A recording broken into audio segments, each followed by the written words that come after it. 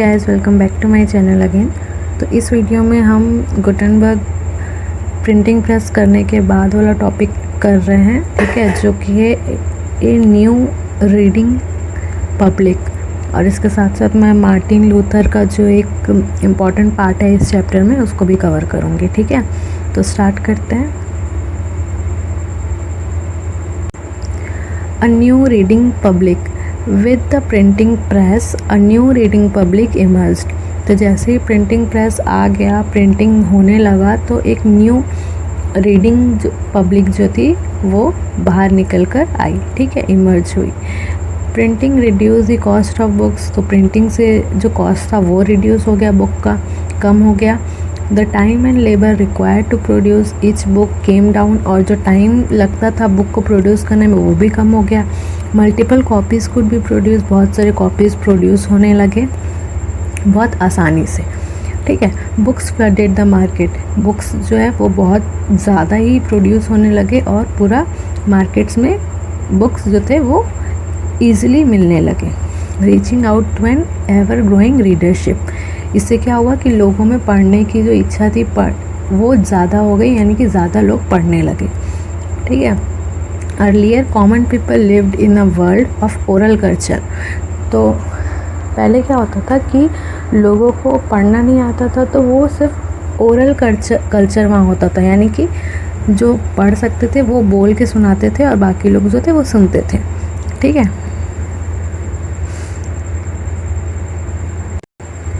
they heard scared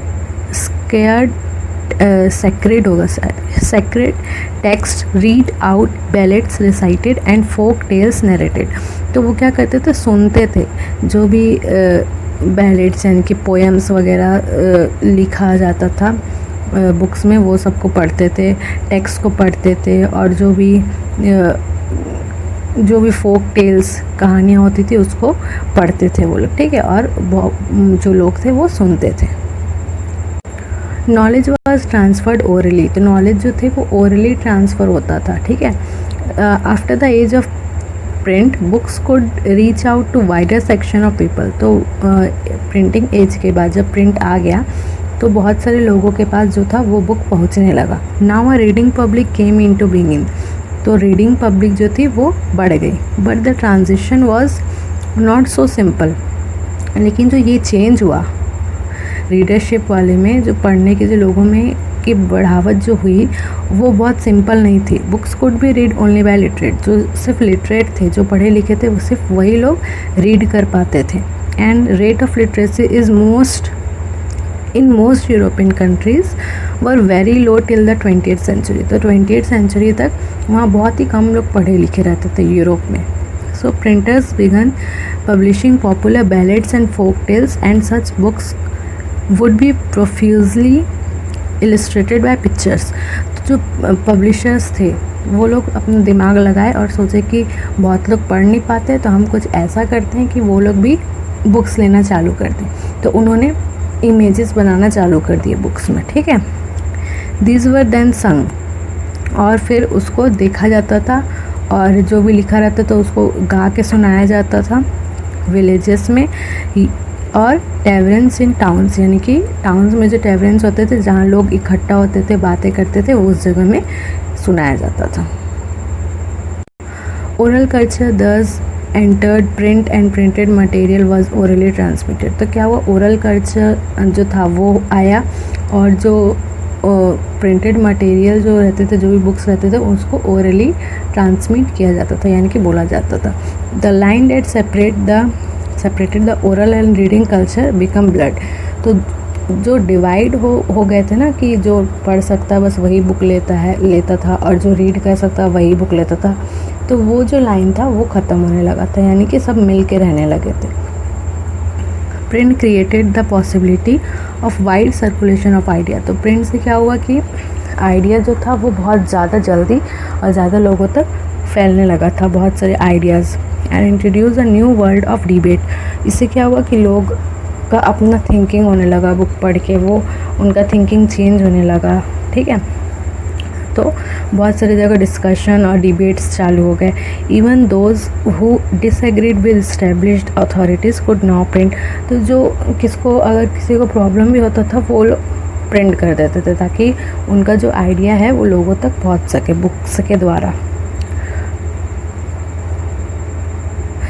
through the printed message they could persuade people to think differently. तो print करके books में वो क्या कर सकते थे, लोगों को मना सकते थे कि वो कुछ अलग सोचे, इस तरह से सोचे, है ना।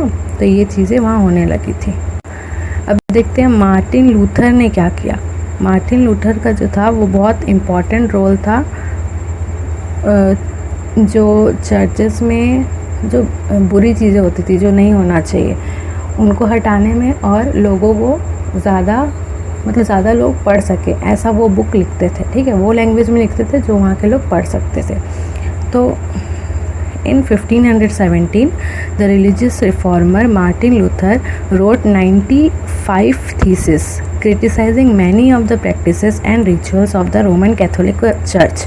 तो रोमन कैथोलिक चर्च जो था वो रोमन्स चलाते थे, ठीक है, उसमें रोमन्स रहते थे और वो लोग क्या करते थे कि चर्च में रहकर लोगों से पैसा लूटते थे हर चीज़ के लिए।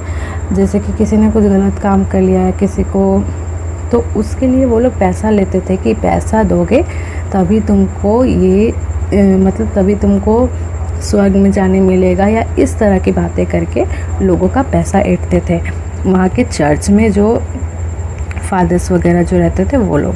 ठीक है, तो इसी चीज़ को चेंज करने के लिए लूथर ने एक 95 थीसिस यानी कि 95 थीसिस जो थे वो लिखे। ठीक है, कि बाइबल में ऐसा ऐसा होता है और यहाँ पर जो है वैसा नहीं हो रहा है। बाइबल का नाम लेकर वहाँ के जो चर्च के जो लोग थे वो लोग पैसा लूटते थे। ठीक है, तो मार्टिन लूथर ने क्या किया कि उन्होंने लिखा 95 थीसिस कि बाइबल में ऐसा ऐसा चीज़ होता है और उसको ले जाके उन्होंने चर्च के डोर में उसको लगा दिया। ठीक है, printed copy of this was posted on church door in Wittenberg में। ये क्या हुआ, इससे क्या हुआ कि जो चर्च थे उन्होंने चैलेंज कर दिया कि आप अपने जो आइडियाज़ बता रहे हैं वो गलत है, ऐसा बाइबल में नहीं लिखा है। लूथर्स राइटिंग वर इमीडिएटली रिप्रोड्यूस। तो उसका जो लिखा हुआ था लूथर्स का वो जल्दी बुक्स उसका प्रिंट होने लगा और बहुत सारे लोग पढ़ने लगे। तो उनको ये समझ में आया कि अभी तक जो हो रहा था वो गलत हो रहा था, हमसे पैसे जो है वो गलत तरीके से लिए जा रहे थे। ठीक है, तो इससे क्या हुआ, एक रिवॉल्यूशन हो गया। This lead to a division within the church. इसमें क्या हुआ, चर्च में भी डिवीज़न हो गया। चर्च दो पार्ट में बट गया, एक प्रोटेस्टेंट यानी कि जो प्रोटेस्ट कर रहे थे उन लोग का। तो ये जो रिवॉल्यूशन हुआ, ये जो रिफॉर्मेशन यानी कि चेंज हुआ, उसको नाम दिए प्रोटेस्टेंट रिफॉर्मेशन। और चर्च जो वो दो पार्ट में बढ़ गया, एक जो था वो प्रोटेस्टेंट चर्च था, एक जो था वो रोमन चर्च था।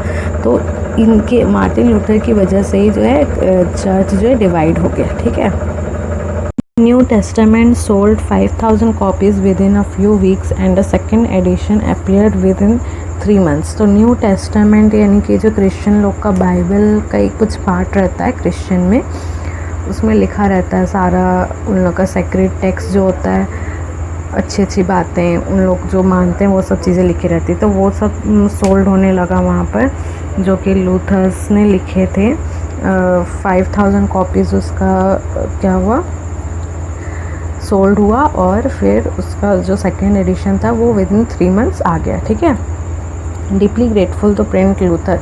तो लूथर ने प्रिंट आया, प्रिंट रिवॉल्यूशन है, उसके बारे में क्या कहा, ये इंपॉर्टेंट पार्ट है, इसको ज़रूर देखना। Printing is the ultimate gift of God and the greatest one. यानी कि प्रिंट जो है वो एक गिफ्ट है गॉड का और बहुत बड़ा गिफ्ट है। ठीक है, सेवरल स्कॉलर्स और बहुत सारे जो अच्छे पढ़े लिखे लोग थे उन्होंने कहा कि in fact think that print brought about a new intellectual atmosphere. एक नया एटमॉस्फेयर लाया है प्रिंट और हेल्प किया है नए आइडियाज़ को फैलाने में ज़्यादा से ज़्यादा लोगों में। ठीक है, और ये रिफॉर्मेशन जो आया है वो प्रिंट की वजह से ही आया है। ठीक है, तो ये था इसका पूरा टॉपिक। तो मिलते हैं नेक्स्ट वीडियो में गाइस, बाय।